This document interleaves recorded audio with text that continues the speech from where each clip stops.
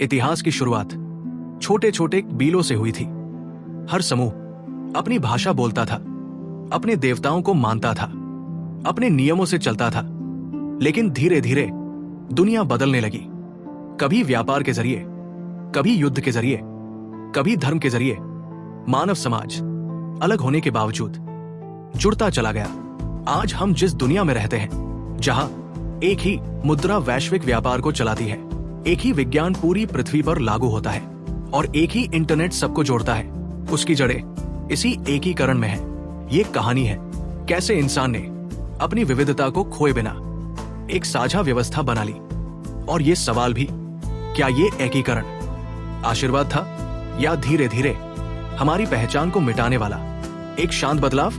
इतिहास कभी पीछे नहीं जाता, वो हमेशा आगे बढ़ता है। लेकिन आगे का मतलब हमेशा बेहतर नहीं होता। कभी दुनिया में हजारों संस्कृतियां थी, अलग अलग कानून, अलग अलग देवता, अलग अलग जीवन शैली, हर जगह अपनी दुनिया थी। लेकिन समय के साथ छोटी संस्कृतियां बड़ी में समा गई, स्थानीय परंपराएं साम्राज्यों में घुल गई और विविधता कम होती गई। आज अधिकतर लोग समान कपड़े पहनते हैं, समान तकनीक का उपयोग करते हैं, समान आर्थिक प्रणाली में जीते हैं। कई लोग मानते हैं कि इतिहास का कोई लक्ष्य है, कि वह अधिक न्याय की ओर, अधिक समानता की ओर या अधिक खुशी की ओर बढ़ रहा है। लेकिन हरारी कहते हैं, इतिहास का कोई नैतिक उद्देश्य नहीं, वो बस जटिलता की ओर बढ़ता है। इतिहास किसी एक व्यक्ति की योजना से नहीं चला, वो चला लाखों छोटे निर्णयों से, अनगिनत संयोगों से और कल्पित व्यवस्थाओं से। और इन सब ने मिलकर एक ऐसी दुनिया बनाई जो पहले कभी नहीं थी। इतिहास का तीर हमेशा आगे बढ़ता है, लेकिन सवाल ये नहीं कि वो आगे बढ़ रहा है, सवाल ये है वो हमें कहां ले जा रहा है। दुनिया में हजारों भाषाएं हैं, सैकड़ों धर्म हैं, अनगिनत संस्कृतियां हैं, लेकिन एक चीज है जिसे लगभग हर इंसान समझता है, पैसा। पैसा सोना हो सकता है, चांदी हो सकता है, सिक्का हो सकता है या सिर्फ डिजिटल नंबर। लेकिन असल में पैसा क्या है? पैसा है विश्वास। जब आप किसी अनजान व्यक्ति से किसी और देश में कोई चीज खरीदते हैं, तो वो आपको इसलिए बेचता है क्योंकि उसे आपके धर्म, आपकी भाषा या आपकी संस्कृति पर भरोसा नहीं, उसे भरोसा है पैसे पर। पहले लोग वस्तु के बदले वस्तु का लेन देन करते थे, बार्टर सिस्टम। लेकिन इसमें समस्या थी। अगर आपके पास गेहूं है और सामने वाले को गेहूं नहीं चाहिए, तो सौदा नहीं हो सकता। यहीं से एक सार्वभौमिक माध्यम की जरूरत हुई।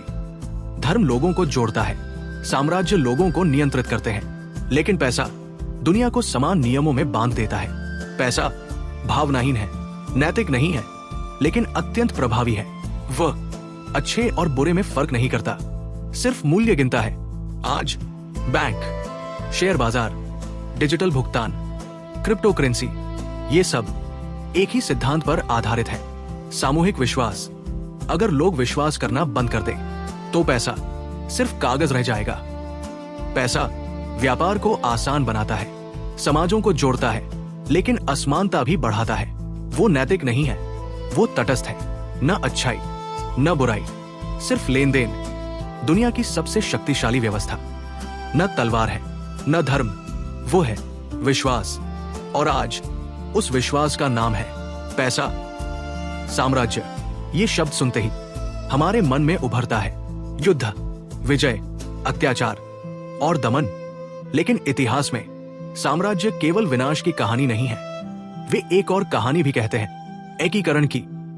साम्राज्य वो व्यवस्था है जो अनेक जातियों को, अनेक संस्कृतियों को, अनेक भाषाओं को एक ही शासन के अंतर्गत ले आती है। प्राचीन दुनिया में छोटे छोटे राज्य थे, हर जगह अलग कानून, अलग देवता, अलग परंपराएं।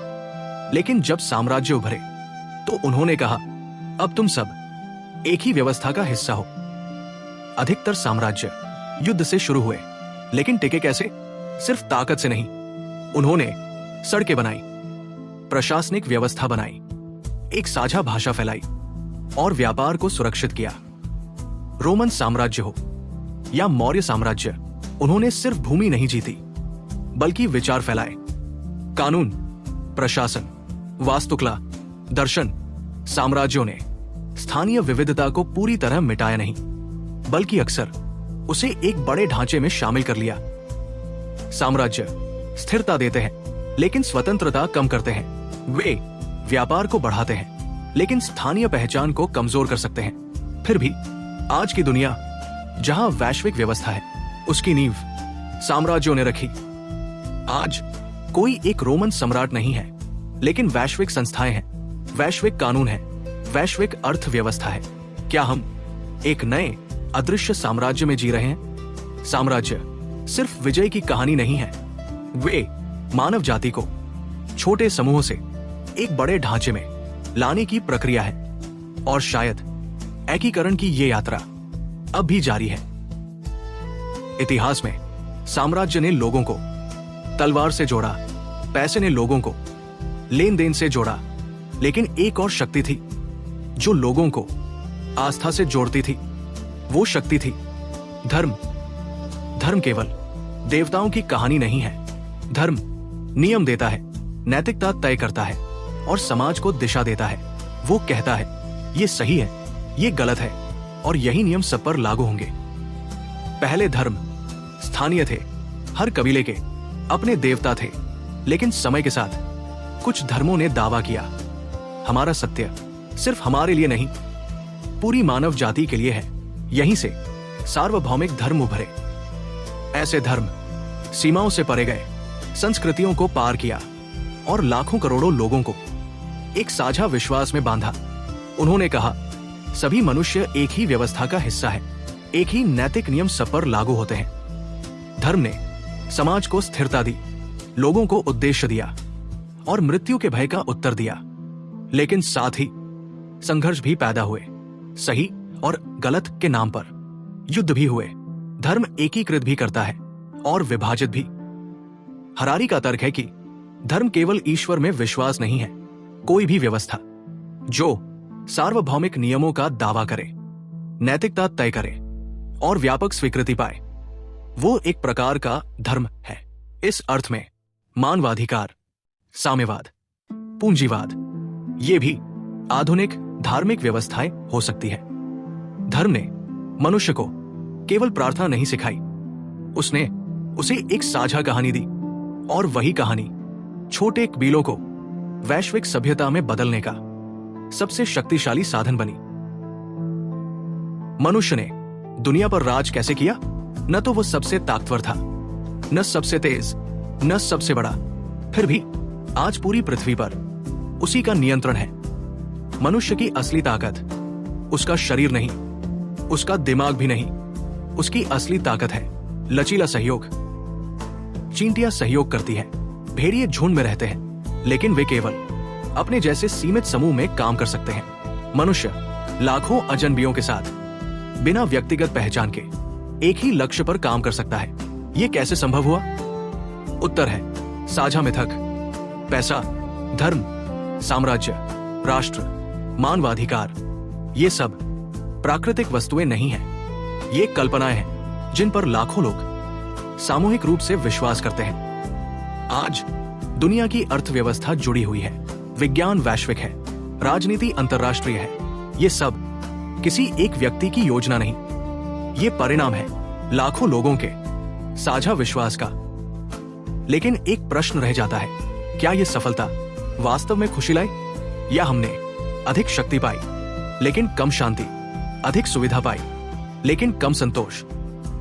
इतिहास का तीर अभी आगे बढ़ रहा है। जैव प्रौद्योगिकी बना रहे हैं, कृत्रिम बुद्धिमत्ता विकसित कर रहे हैं और शायद खुद को बदलने की तैयारी कर रहे हैं।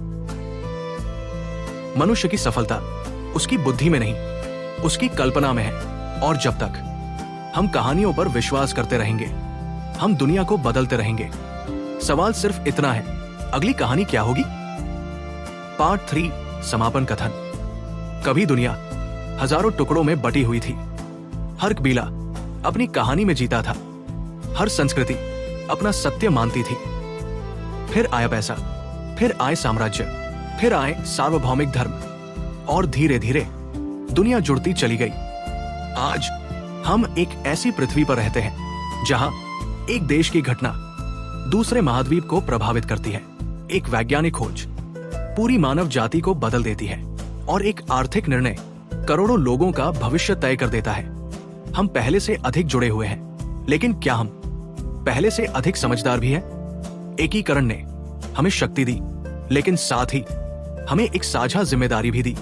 अब हमारी कहानियां सिर्फ स्थानीय नहीं रही, वे वैश्विक हो गई है। इतिहास का तीर हमेशा आगे बढ़ता है, लेकिन अब हम सिर्फ उसके यात्री नहीं हैं, हम उसके निर्माता भी हैं। और शायद मानव जाति का असली प्रश्न अब ये नहीं है कि हमने क्या जीता, बल्कि ये है हम आगे क्या बनेंगे।